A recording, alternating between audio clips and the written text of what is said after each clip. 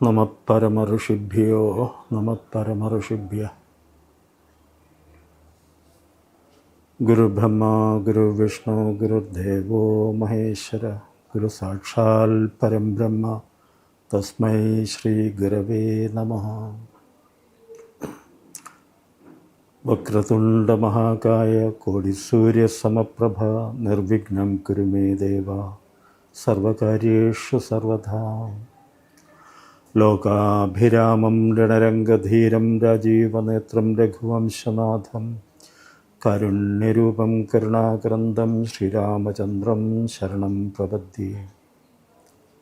യത്ര യത്ര രഘുനാഥകീർത്തനം തത്ര തത്ര കൃതമസ്തകാഞ്ജലിം ബാഷ്പവാരി പരിപൂർണലോചനം മാരുതിം നമത രാക്ഷസാന്തകം. ഓം.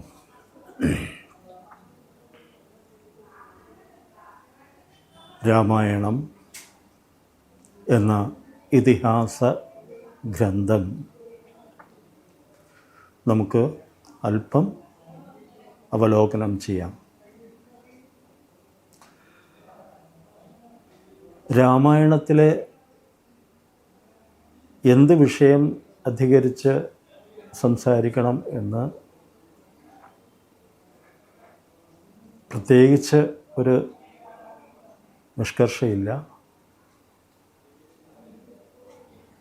ഈ ലോകത്തിൽ എന്തും രാമായണത്തെ അടിസ്ഥാനമാക്കി നമുക്ക് ചർച്ച ചെയ്യാം.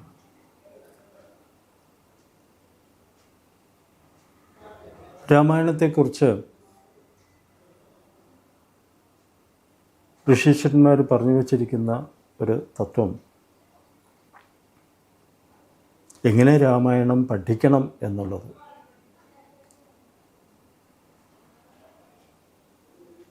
ഏതെല്ലാം ഭാവത്തിൽ രാമായണം നമ്മൾ മനസ്സിലാക്കണം എന്ന് വിദ്വാൻമാർ പറഞ്ഞു വച്ചിട്ടുണ്ട്. ഭക്ത്യാ യുക്ത്യാ വിഭക്ത്യാ ച ഗ്രാഹ്യം രാമായണം ബുധൈ എന്ന് പറയാറുണ്ട്. ഭക്തി കൊണ്ടും വിഭക്തി കൊണ്ടും എന്ന് വെച്ചാൽ വ്യാകരണശാസ്ത്രം ഉപയോഗിച്ചും യുക്തിബോധം കൊണ്ടും രാമായണത്തെ പഠിക്കണം എന്ന്. ഇന്ന് ഞാൻ മനനം ചെയ്യുവാൻ ഉദ്ദേശിക്കുന്നത്, പല വിഷയങ്ങളും മനനം ചെയ്യാൻ സാധിക്കും എന്നിരിക്കെ അതിൻ്റെ എല്ലാം മുഖ്യമായിട്ടുള്ള രണ്ട് ഘടകങ്ങൾ ഇന്ന് ചിന്തയ്ക്ക് വിഷയമാക്കാം എന്ന് കരുതുന്നു. അതിൽ ആദ്യത്തേത്, മുഖ്യമായിട്ടുള്ളത് ധർമ്മം, ധർമാചരണം. അതാണ്. അതിനോടനുബന്ധിച്ച് നമുക്ക് മറ്റൊരു വിഷയം കൂടി ചിന്തിക്കാം, കർമ്മഫല സിദ്ധാന്തം.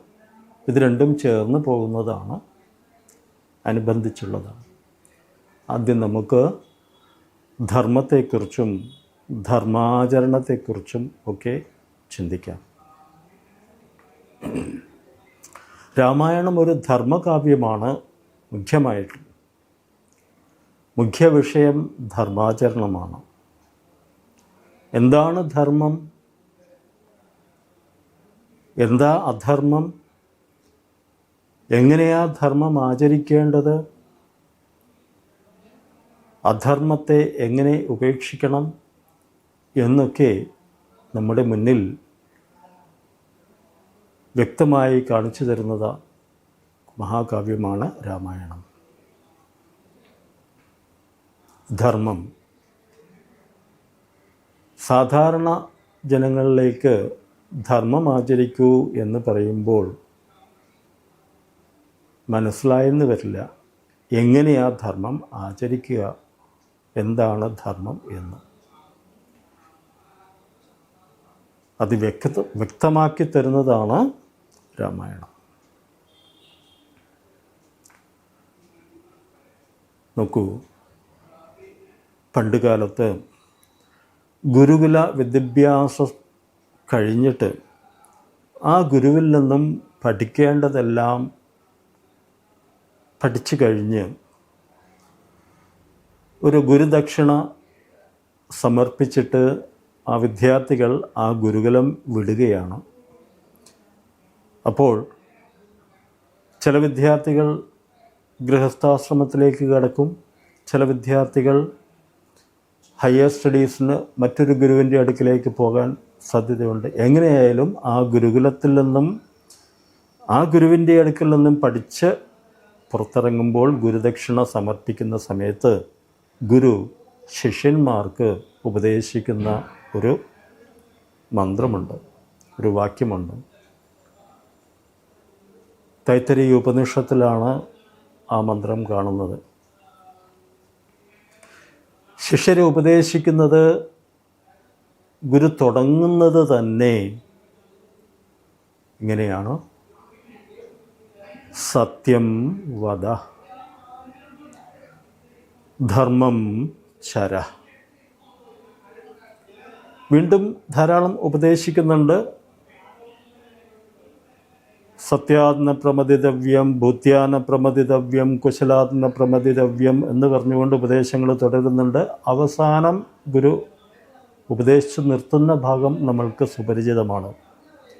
ആ മന്ത്രം നിങ്ങൾക്ക് അറിയാവുന്നതാണ്: മാതൃദേവോ ഭവ പിതൃദേവോ ഭവ എന്നുള്ള ആ മന്ത്രം. ഇവിടെ ഗുരു ആദ്യം ശിഷ്യരെ ഉപദേശിക്കുന്നത് സത്യം വദ, ധർമ്മം ചര, ഇങ്ങനെയാണ്. ഇപ്പം ശ്രദ്ധിക്കൂ, സത്യം വദ, സത്യം പറയൂ, നീ സത്യം പറയൂ. ധർമ്മം ചര, ധർമ്മം ആചരിക്കൂ എന്ന് പറഞ്ഞു.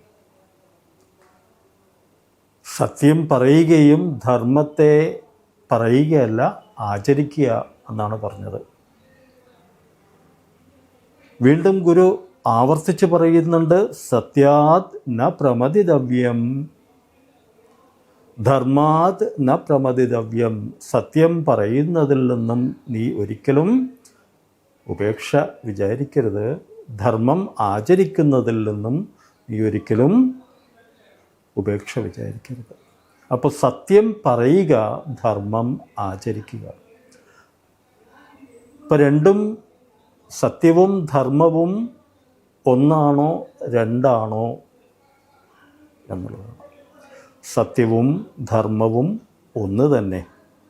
ഒന്ന് സത്യം പറയുക, ധർമ്മം ആചരിക്കുക. ആ ധർമ്മത്തെയാണ് രാമായണം നമ്മുടെ മുന്നിലേക്ക് നൽകുന്ന ഏറ്റവും മുഖ്യമായിട്ടുള്ള വിഷയം. രാമായണം ഒരു ധർമ്മകാവ്യമാണ്. അതിലെ മുഖ്യ കഥാപാത്രമായിട്ടുള്ള ശ്രീരാമൻ നമുക്ക് നൽകുന്നതും ധർമാചരണം ആണ്. ധർമ്മത്തിൻ്റെ മൂർത്തീഭാവമാണ് ശ്രീരാമൻ. ധർമ്മം ആചരിക്കുമ്പോൾ എന്ത് സംഭവിക്കുന്നു, അധർമ്മം ആചരിക്കുമ്പോൾ എന്ത് ദോഷങ്ങൾ വരുന്നു എന്നൊക്കെ ആചരിക്കുമ്പോഴും ആചരിക്കാതിരിക്കുമ്പോഴും അധർമ്മത്തെ സ്വീകരിക്കുമ്പോഴുമൊക്കെ നമുക്കെന്താ സംഭവിക്കുക എന്ന് രാമായണം നമ്മളെ പഠിപ്പിക്കുന്നു. ധർമാചരണം രാമായണത്തിൽ ശ്രീരാമൻ മാത്രമല്ല ചെയ്യുന്നത്, മറ്റ് കഥാപാത്രങ്ങളും ധർമാചരണം ചെയ്യുന്നുണ്ട്. പക്ഷെ മുഖ്യമായും ശ്രീരാമദേവനിലൂടെയാണ് ധർമാചരണം നമുക്ക് വ്യക്തമാക്കുന്നത്. എന്താ ധർമ്മം എന്നുള്ളതാണ് പിന്നീട് നമ്മൾ ചിന്തിക്കേണ്ടുന്ന വിഷയം. ധർമ്മം ആചരിക്കൂ, ശരി. എന്താ ധർമ്മം എന്ന് അറിഞ്ഞിട്ട് വേണം ധർമ്മം ആചരിക്കുവാൻ. ഇല്ലാതെ സാധിക്കില്ല. അപ്പോൾ ധർമ്മത്തിന് ധാരാളം നിർവചനങ്ങൾ നമ്മുടെ ഗ്രന്ഥങ്ങളിൽ പറഞ്ഞിട്ടുണ്ട്. മഹാഭാരതത്തിലും ഒക്കെ ധർമ്മം എന്താണെന്ന് വ്യക്തമായിട്ട് പല നിർവചനങ്ങളും നൽകിയിട്ടുണ്ട്. ധാര്യതേ അനേന ഇത് ധർമ്മ എന്ന് വളരെ ലളിതമായിട്ട് പറയുന്നു. യാതൊന്നാണോ ഒരു വസ്തുവിനെ ധരിച്ചു നിൽക്കുന്നത് അതതിൻ്റെ ധർമ്മം എന്ന് ചുരുക്കത്തിൽ പറയാം. അതായത് കൽക്കണ്ടത്തിൻ്റെ ധർമ്മം അതിൻ്റെ മാധുര്യമാണ്. മാധുര്യമില്ലെങ്കിൽ കൽക്കണ്ടമാകില്ല. മുളക് അതിൻ്റെ ധർമ്മം എരിവ് ഇല്ലാതെ മുളക് ആണെന്ന് നമുക്ക് ചിന്തിക്കാൻ സാധിക്കില്ല. അപ്പോൾ യാതൊന്നാണോ ആ വസ്തുവിനെ അതായിട്ട് നിലനിർത്തുന്നത് അതതിൻ്റെ ധർമ്മം. ഇങ്ങനെ ഒരു വ്യാഖ്യാനം. ഇനിയും ധാരാളം വ്യാഖ്യാനങ്ങളുണ്ട്. അപ്പോൾ ധാരയതി ഇത് ധർമ്മം എന്ന് പറഞ്ഞു. പ്രധാനമായിട്ടുള്ള ഒരു നിർവചനം ധർമ്മത്തിന് ശങ്കരാചാര്യസ്വാമികൾ നൽകിയിരിക്കുന്നത്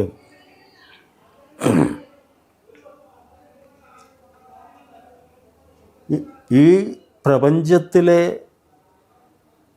എല്ലാ ജീവജാലങ്ങൾക്കും ശാന്തിയും ഐശ്വര്യവും സമാധാനവും അഭിവൃദ്ധിയും ഒക്കെ നൽകുന്നതിന് യാതൊരു കർമ്മമാണോ സഹായകരമാകുന്നത് അതത്രേ ധർമ്മം എന്നാണ് ശങ്കരാചാര്യസ്വാമികൾ പറഞ്ഞിരിക്കുന്നത്. ജഗതസ്ഥിതി കാരണം പ്രാണിനാം സാക്ഷാൽ അഭ്യുദയ നിശ്രേയസഹേതു സ യ ധർമ്മ. ഇങ്ങനെയാണ് ആചാര്യസ്വാമികൾ ധർമ്മത്തിന് ഒരു നിർവചനം നൽകിയിരിക്കുന്നത്. ഈ ജഗത്തിൻ്റെ ഈ പ്രപഞ്ചത്തിൻ്റെ സ്ഥിതി കാരണം നിലനിൽപ്പിന് കാരണമായിരിക്കുന്നതും പ്രാണികൾ, പ്രാണൻ ഉള്ളതെല്ലാം പ്രാണികൾ, മനുഷ്യർ മാത്രമല്ല സമസ്ത ജന്തു പക്ഷി വിഭാഗങ്ങളിൽപ്പെടുന്നവയും സൂക്ഷ്മജീവികൾ പോലും എല്ലാവർക്കും അഭ്യുദയവും നിശ്രേയസവും നൽകുന്നത് എന്തോ അത് ധർമ്മം എന്ന് ശങ്കരാചാര്യസ്വാമികൾ പറയുന്നു. ആ ധർമ്മത്തിൻ്റെ മൂർത്തിമദ്ഭാവമാണ് ശ്രീരാമചന്ദ്രൻ. നമ്മുടെ മുന്നിലേക്ക് ധർമ്മത്തിൻ്റെ ഒരു മൂർത്തിയായിട്ട് വിഗ്രഹമായിട്ട് രാമായണത്തിലൂടെ ശ്രീരാമചന്ദ്രൻ നമുക്ക് ധർമ്മം എന്താണ്, എങ്ങനെ ധർമ്മം ആചരിക്കണം എന്ന് കാണിച്ചു തരുന്നു. ശ്രീരാമനെക്കുറിച്ച് മാരീചൻ പറയുന്ന വാക്കുകൾ വളരെ ശ്രദ്ധേയമാണ്. മാരീചൻ ശ്രീരാമൻ്റെ അഭ്യുദയകാംക്ഷിയായിരുന്നില്ല, സ്നേഹിതനായിരുന്നില്ല, ശത്രുവായിരുന്നു. രാമനെ ഭയന്ന്, രാമബാണങ്ങളെ ഭയന്ന് ഒളിച്ച് താമസിക്കുന്ന മാരീചൻ, ആ മാരീചൻ്റെ അടുക്കലേക്ക് രാവണൻ ചെന്ന് സീതയെ അപഹരിക്കുന്നതിന് വേണ്ടിയിട്ടുള്ള സഹായം അഭ്യർത്ഥിക്കുമ്പോൾ മാരീചൻ രാവണനോട് പറയുന്ന വാക്കുകളാണ്: രാമോ വിഗ്രഹവാൻ ധർമ്മ സത്യപരാക്രമ എന്ന്. രാമൻ ധർമ്മത്തിൻ്റെ വിഗ്രഹമാണ്, മൂർത്തിയാണ്, മൂർത്തിഭാവമാണ്. എന്താണോ ധർമ്മം അന്വേഷിക്കുന്നത് അത് രാമനിൽ നിങ്ങൾക്ക് കാണാം. സത്യവൻ, സത്യപരാക്രമ, സത്യവാനും സത്യത്തെ നിലനിർത്തുന്നതിന് അതിപരാക്രമശാലിയുമായിട്ട് രാമനെ മാരീചൻ അവതരിപ്പിക്കുന്നു. അധർമ്മം ഒരിക്കലും ശ്രീരാമൻ കൈക്കൊണ്ടിട്ടില്ല. ധർമ്മം മാത്രമേ ശ്രീരാമൻ ചെയ്തിട്ടുള്ളൂ. പലപ്പോഴും ചില കുബുദ്ധികളൊക്കെ രാമനെക്കുറിച്ച് അധർമ്മം ആചരിച്ചില്ലേ എന്നുള്ള ചോദ്യങ്ങളൊക്കെ ചോദിക്കാറുണ്ട്. എല്ലാത്തിനും വ്യക്തമായിട്ടുള്ള മറുപടിയുമുണ്ട്. ധർമ്മം ആചരിക്കുക തൻ്റെ ജീവിതം ആണ് എന്ന് രാമൻ തന്നെ ഉറക്കെ പറയുന്നുണ്ട് രാമായണത്തിൽ.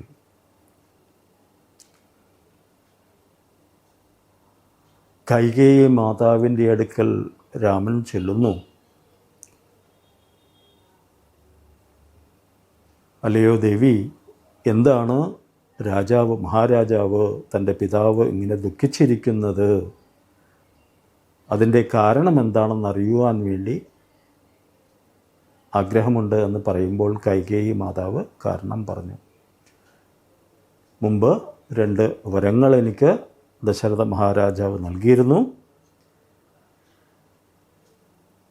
അത് രണ്ടും ഞാൻ ആവശ്യപ്പെട്ടു. എൻ്റെ മകൻ ഭരതനെ രാജാവാക്കുക എന്നുള്ളതും രാമ നിന്നെ വനവാസത്തിനയക്കുക എന്നും ഞാൻ മഹാരാജാവിനോട് ആവശ്യപ്പെട്ടു.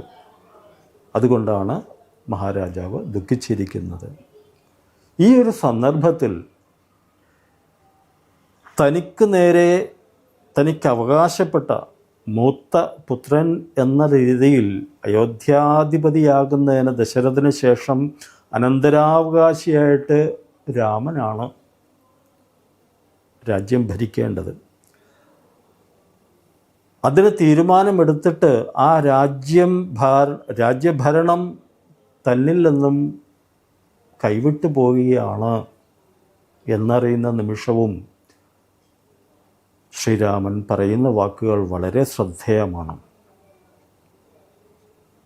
എനിക്ക് ഈ ധനം ആർജിക്കുക എന്നുള്ള ഒരു ലക്ഷ്യത്തോടു കൂടിയല്ല ഞാൻ ജീവിക്കുന്നത് എന്ന് രാമൻ വ്യക്തമായി പറയുന്നു. രാമൻ്റെ വാക്കുകൾ ഇതാണ്: നാഹം അർത്ഥപരോ ദേവി ലോകമാവസ്തുമുത്സഹേ വിദ്ധി മാം ഋഷിഭിസ്തുല്യം വിമലം ധർമ്മമാശ്രിതം എന്ന്. ന അഹം അർത്ഥപരോ ദേവി, ഞാൻ അർത്ഥപരോ ധനത്തിനായിട്ട് സമ്പത്തിനായിക്കൊണ്ട് ജീവിക്കുവാൻ ആഗ്രഹിക്കുന്നേയില്ല. ഈ ലോകത്തിൽ അങ്ങനെ ജീവിക്കുവാൻ ഞാൻ ആഗ്രഹിക്കുന്നില്ല. അല്ലയോ മാതാവേ, എന്നെ എങ്ങനെ കാണണം? വിദ്ധി മാം, എന്നെ ഇങ്ങനെ ചിന്തിക്കൂ, എന്നെക്കുറിച്ച് ഇങ്ങനെ ചിന്തിക്കൂ. ഋഷിഭിസ്തുല്യം വിമലം ധർമ്മമാസ്ഥിതം. അല്ലയോ കൈകേയി മാതാവേ, എന്നെ സമ്പത്ത് നേടുന്നതിന് ധാരാളം സമ്പാദ്യം ജീവിതത്തിലുണ്ടാക്കുക എന്നുള്ള ലക്ഷ്യത്തോടുകൂടി ജീവിക്കുന്നവനല്ല എന്ന് അമ്മ കരുതുക. എന്നെ ഋഷിമാരുടെ വിമലമായിട്ടുള്ള മാലിന്യങ്ങളില്ലാത്ത ഒട്ടും അഴുക്ക് പുരളാത്ത ധർമ്മം, പരിശുദ്ധമായിട്ടുള്ള ധർമ്മ ആചരണം, ആ ഋഷിഭിസ്തുല്യം, ഋഷിമാരുടെ ധർമാചരണം. ഋഷിമാരുടെ ധർമാചരണം എന്ന് പറയുമ്പോൾ സാധാരണ ലൗകികർ ധർമാചരണം നടത്തുന്നതിനേക്കാളും ഉയരത്തിലാണ് ഋഷിമാരുടെ ധർമാചരണം. നമ്മളൊക്കെ ധർമാചരണം പലപ്പോഴും ചെയ്യാറുണ്ട്, പക്ഷേ പ്രതിസന്ധി ഘട്ടങ്ങളിൽ നമ്മൾ പതറും. അതുകൊണ്ട് തന്നെ ധർമാചരണത്തിന് മുഖ്യം ഗൗണം എങ്ങനെ രണ്ടായിട്ട് തിരിക്കുന്നുണ്ട്. ഇത് രണ്ടും പരസ്പരം ഒരു കോൺഫ്ലിക്റ്റ് ഇല്ലാത്ത, പരസ്പരം ഒരു ഒന്നിച്ചു പോകാൻ സാധ്യമല്ലാത്ത രീതിയിൽ വരുമ്പോൾ നമ്മൾ പ്രതിസന്ധിയിലാകാറുണ്ട്. അപ്പോൾ മുഖ്യ ധർമ്മം ഏത്, അത് സ്വീകരിക്കണം, ഗൗണത്തെ ഉപേക്ഷിക്കണം എന്ന് ആചാര്യന്മാർ പറഞ്ഞു തന്നിട്ടുണ്ട്.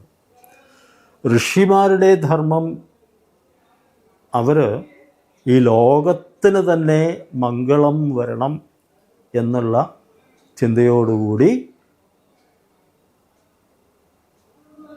ധർമാചരിക്കുന്നവർ. വിശ്വധർമ്മമാണ് ഋഷിമാരുടെ ധർമ്മം. ഋഷിവാക്യങ്ങൾ അത് തന്നെയാണ്. ലോകാ സമസ്ത സുഖിനോ ഭവന്തു വിശ്വം ഭവത്യേകനീഢം അനോഭദ്രാകൃതവോ എന്തു വിശ്വത എന്നൊക്കെയുള്ള ഋഷിവചനങ്ങൾ ഈ ലോകത്തിലെല്ലാവരും സുഖമായിരിക്കണം, ശാന്തി ഉണ്ടാകണം എന്ന് ചിന്തിക്കുകയും അതിനുവേണ്ടി പ്രയത്നിക്കുകയും ചെയ്യുന്നതാണ് ഋഷിധർമ്മം. ആ ഋഷിധർമ്മം ആചരിക്കുമെന്നാണ് ഞാൻ. വിദ്ധിമാം ഋഷിഭിസ്തുല്യം വിമലം ധർമ്മമാശ്രിതം. വിമലമായിട്ടുള്ള ധർമ്മത്തെ ആശ്രയിച്ച് ഇരിക്കുന്നവനാണ് ഞാൻ. ധർമ്മത്തിൻ്റെ മാർഗത്തിൽ സഞ്ചരിക്കുന്നവനാണ് ഞാൻ. അതുകൊണ്ട് അല്ലയോ കൈകേയി മാതാവേ, ഭരതൻ രാജ്യം ഭരിക്കട്ടെ, വനവാസത്തിന് പോകാൻ എനിക്ക് സന്തോഷമേ ഉള്ളൂ എന്ന് പറയുന്ന രാമനെ നമുക്ക് രാമായണത്തിൽ കാണാം. ധർമാചരണം രാമായണത്തിൽ രാമനിലൂടെ മാത്രമല്ല, വ്യത്യസ്ത കഥാപാത്രങ്ങളിലൂടെ ധർമാചരണവും അധർമാചരണവും നമ്മൾക്ക് കാണാൻ സാധിക്കും.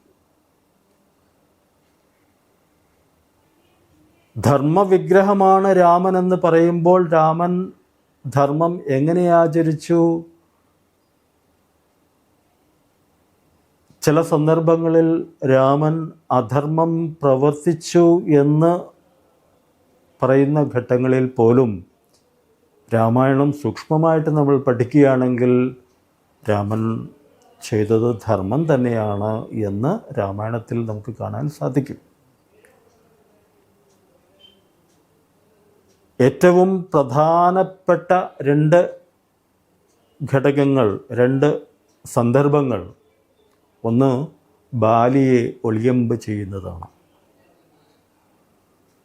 ഇവിടെ ധർമാചരണത്തിന് ഭംഗം സംഭവിച്ചോ എന്ന് സംശയിച്ചേക്കാം. പക്ഷേ ബാലിയെ ഒളിയമ്പേത് ചെയ്ത് കൊന്നു എന്നുള്ളത് ധർമാചരണം തന്നെയാണ്. ബാലിയുടെ ശക്തി തനിക്കെതിരെ വന്നു നിൽക്കുന്ന, യുദ്ധം ചെയ്യാൻ വന്നു നിൽക്കുന്നവൻ്റെ ഇരട്ടി ശക്തി തനിക്ക് ലഭിക്കും എന്നുള്ളതാണ്. ഇപ്പോൾ രാമൻ നേരിട്ട് യുദ്ധം ചെയ്യുവാൻ ബാലിയുടെ മുന്നിലേക്ക് ചെല്ലുകയാണെങ്കിൽ രാമൻ്റെ ഇരട്ടി ശക്തി ബാലിക്ക് ലഭിക്കും. മാത്രവുമല്ല, രാമനും ബാലിയുമായിട്ട് യുദ്ധമില്ല. യുദ്ധം നടക്കുന്നത് ബാലിയും സുഗ്രീവനും തമ്മിലാണ്. എന്തുകൊണ്ട് യുദ്ധം ചെയ്തു ബാലിയും സുഗ്രീവനും എന്നുള്ളത് നമുക്കറിയാം. ഒരു തെറ്റിദ്ധാരണയുടെ മുകളിൽ ബാലി സുഗ്രീവനെ രാജ്യത്തു നിന്നും നിഷ്കാസനം ചെയ്തു. ബാലി സുഗ്രീവൻ്റെ ഭാര്യയെ സ്വന്തമാക്കി വെച്ചു. അധർമാചരണമാണ്. അങ്ങനെ അധർമ്മം ആചരിക്കുന്ന ബാലിയെ നിഗ്രഹിക്കുക എന്നുള്ളതാണ് രാമൻ്റെ ധർമ്മം. രാമനും ബാലിയുമായിട്ട് യുദ്ധം ചെയ്തിട്ടില്ല.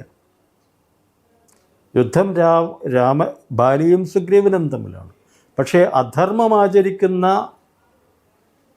ബാലിയെ വധിക്കുക എന്നുള്ളത് ധർമാചരണത്തിൻ്റെ ഭാഗമായിട്ട് ശ്രീരാമൻ്റെ കർത്തവ്യമാണ്. എങ്ങനെ വധിക്കണം? നേരിട്ട് നിന്ന് വധിക്കാൻ സാധിക്കില്ല.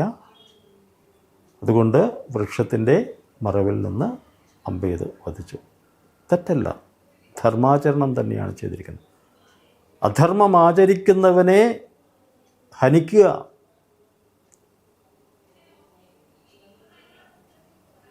അഹിംസ പരമോധർമ്മ, അഹിംസയാണ് പരമമായിട്ടുള്ള ധർമ്മം എന്ന് ആചാര്യന്മാർ പറയാറുണ്ട്. പക്ഷേ ധർമ്മഹിംസ തഥൈവച എന്നും കൂടി പറഞ്ഞു തന്നിട്ടുണ്ട്. ധർമ്മത്തിന് വേണ്ടിയുള്ള, ധർമ്മ സംരക്ഷണത്തിന് വേണ്ടിയുള്ള ഹിംസ അതുപോലെ തന്നെ പരമമായിട്ടുള്ള ധർമ്മമാണ്.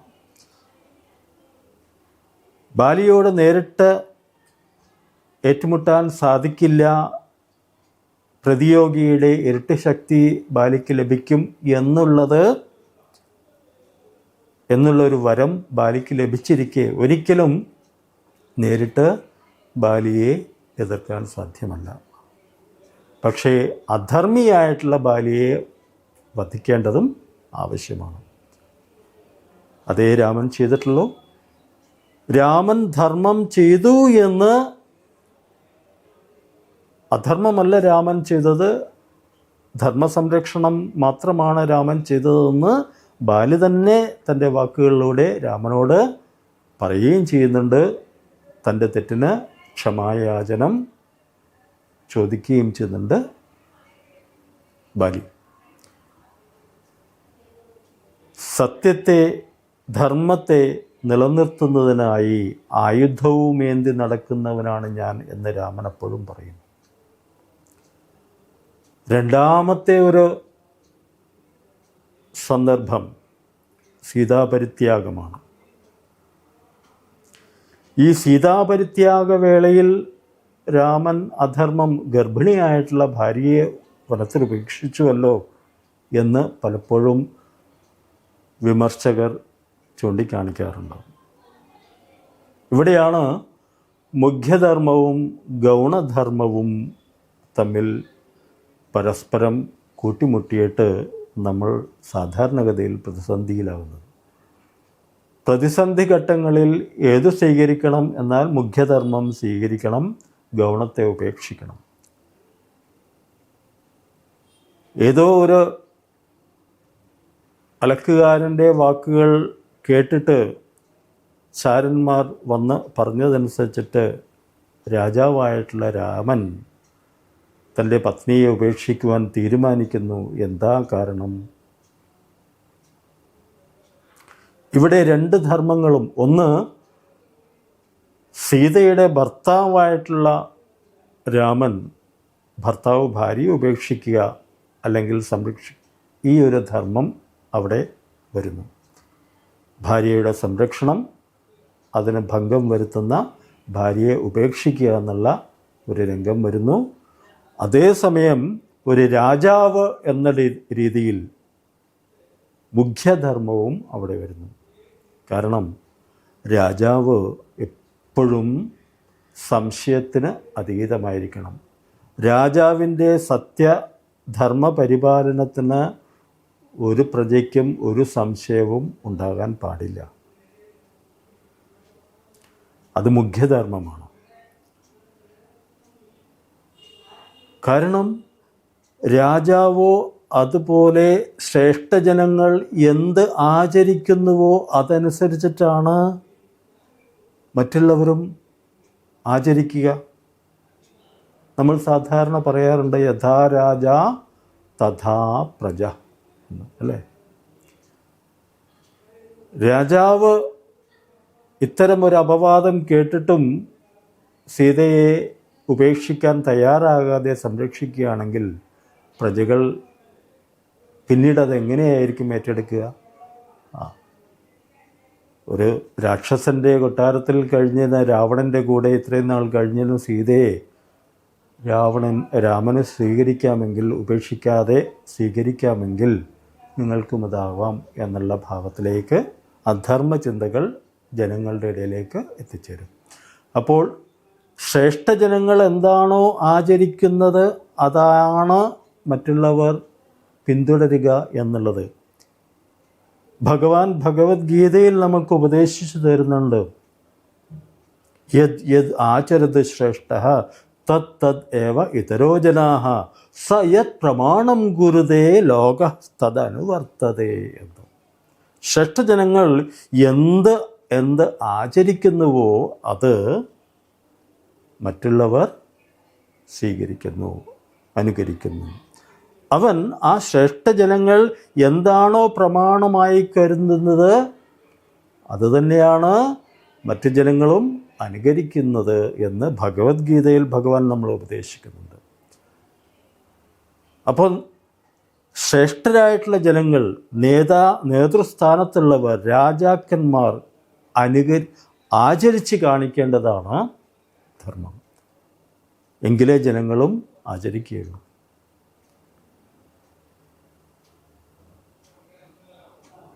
ഈ ഒരു മഹത്തായിട്ടുള്ള സന്ദേശം